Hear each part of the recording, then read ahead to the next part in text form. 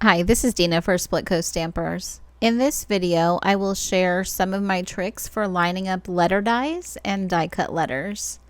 You'll need a set of alphabet dies that are separate like these ones. I have some that are connected together as a full block, and those obviously won't work for this technique. This set that I'm using here is from Whimsy Stamps. I'm going to use a sticky note to line up my dies. And I think I'll need a little extra length, so I'm going to stick 2 notes together. I've got this sticky side up at the bottom toward me, and I'll use my grid mat to line these 2 notes up and stick them together there at the bottom. If you need a little extra tape to hold them together toward the top, that is okay too. I'm going to cut out the word grad, G-R-A-D, and I've got the dies cutting side up.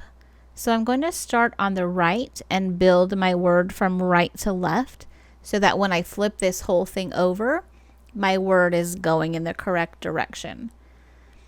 I'm lining up the dies so the cutting line of the die at the bottom is lined up with the bottom edge of the sticky note. You could also line up the edge of the die, but it's possible that each die might have a different margin. So you can use your own judgment there.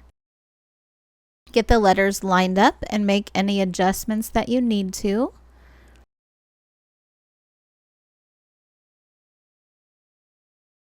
And then we are going to flip the whole assembly over onto a cardstock panel.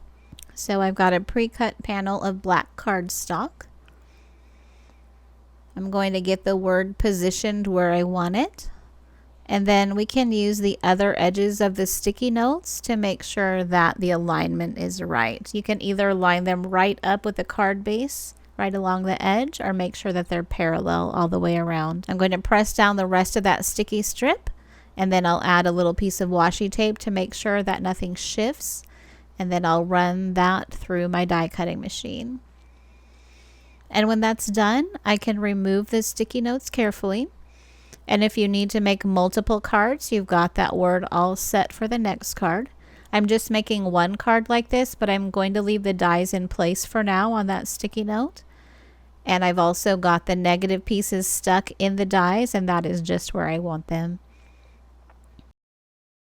I've got a contrasting panel of cardstock pre-cut, so I'm going to go ahead and glue this panel down and get it centered on there nicely.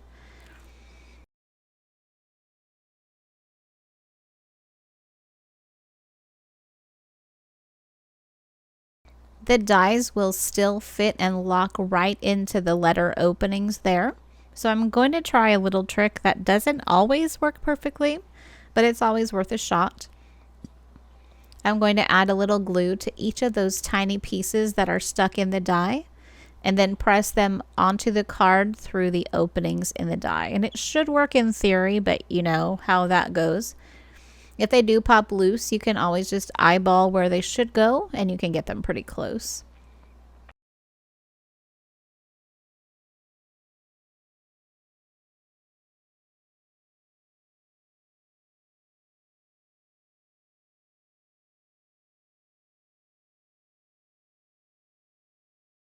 I'm going to use the cutout letters on a second card, so I'll share a trick for getting them lined up and even popped up in place.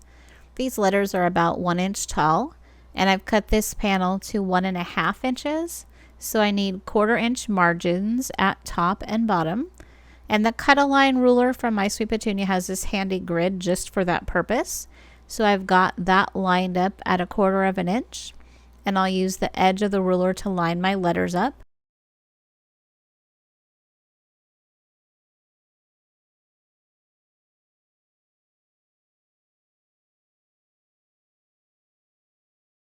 And then I'm going to use a piece of this clear contact paper. And this stuff is removable, so it's perfect for this trick. If you don't have this exact roll, you can use masking paper or masking tape. I think press and seal wrap might work too, but I like how the contact paper works best. You want your piece to cover your letters and also extend over the edge of the panel because we're going to bend it over to the back to make a hinge. Make sure that's folded over and stuck well to the back. And then we can lift it up from the front to lift the letters away from the panel. Lay that back, and you can add glue or foam adhesive to the backs of the letters to stick them down right where you had them positioned before. I really like how they look with a little foam tape to pop them up. With black, I usually use the black craft foam sheets, but this is what I had handy today.